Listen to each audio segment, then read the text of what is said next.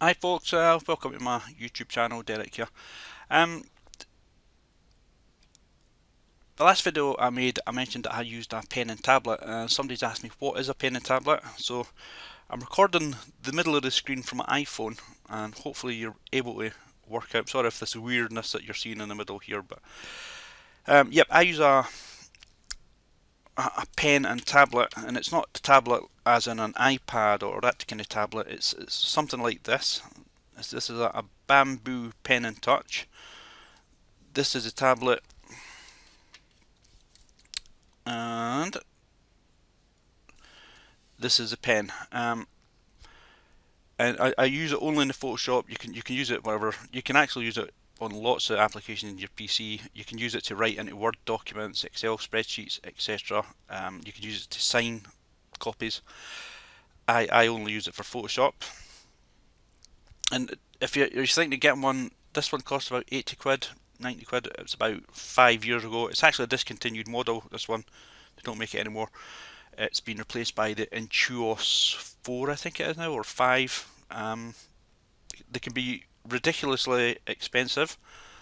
The basic one is pretty much all I would ever go for. This one has various functions. You can use it to make things, make windows larger and smaller, except for in the way you would pinch on an iPad and stuff like that. I don't use any of these functions.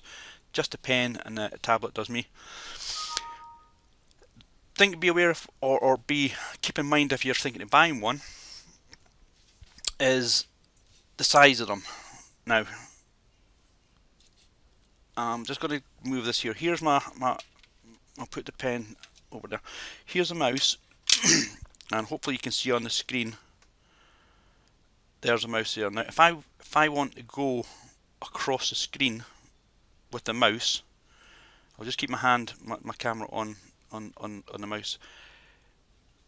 If you look at the mouse on screen, to move it from left to right, I'll have to lift it, and I can nudge along a centimetre or two, and the mouse moves. And if I lift it, go back and nudge it along.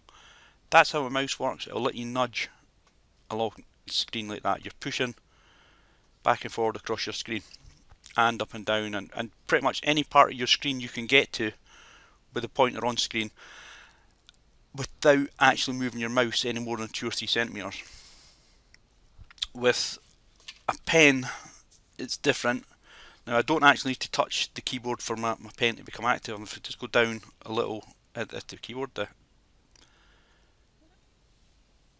and if you see the mouse on the bottom, on the right hand side of the screen, and see my hand is as far to the right as it needs to go.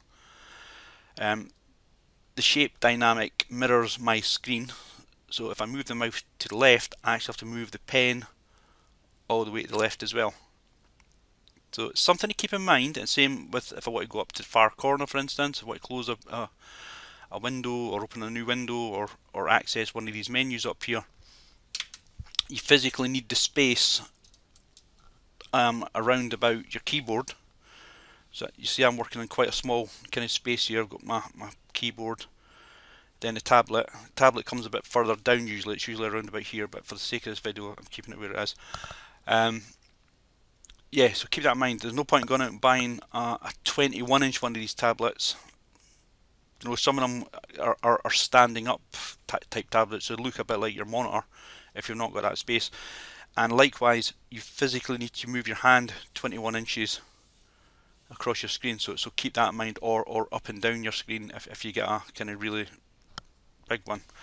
The pen, this pen's got a rocker switch. While it's away from I don't even need to touch the pad here. You can see as soon as that little blue light turns to white, that's it connected to the pad, although I'm not actually physically touching the pad. When it's there, if I hit the rocker switch with my finger, I get a right click menu, and for whatever tool I'm using, I'll get the context menu that's appropriate to that. I can also use it to go menus, flyouts, whatever, and you use it. Touch the pen to the tablet, and that's like a left click. If I do a double click, you can double tap it, etc., etc. Personally, if it's a mouse operation, something we'd always use the mouse for, I use the mouse. And I use this mainly for drawing, for selecting, It's got the yellow bit in the end is actually an eraser. I never use that eraser. It comes with a couple of spare nibs. Well, my server just closed down. It comes with a couple of spare nibs. You literally just pull the end out the pen that I've got in my hand and replace it with a new nib. I've only had to replace one in sort of 2 years. I'll just take this off the screen. One in sort of I replaced one about 2 years after I bought it. Probably because I wasn't using it right then. I was using too much pressure on it. It's also pressure sensitive, so if I'm painting something and I want it to go just a little bit further, I just need to press a little harder onto the tablet, and you get a bit more ink. If that's what you call it, you get a bit more ink out of it. So that's what it is. That's a Bamboo Pen and Touch. It's not made anymore, but the replacement is the Wacom Intuos, and I'm not sure what model they're up to now. But yeah, there you go. They can be bought for about 100 quid, 80 quid. You can buy them second hand. People trade them in. The other thing is they do become, for the first month, it's quite fiddly using them. But once you're used to it, you'll not go back to using a mouse for your editing. You'll use that. So there you go. Hope that helps you. And that's what a tablet is to us old Photoshoppers. Tablet in that sense, it's not an iPad tablet. It's an actual. It's almost like Slate. So there you go. Thank you for watching. Hope it helps. Cheers. Bye bye.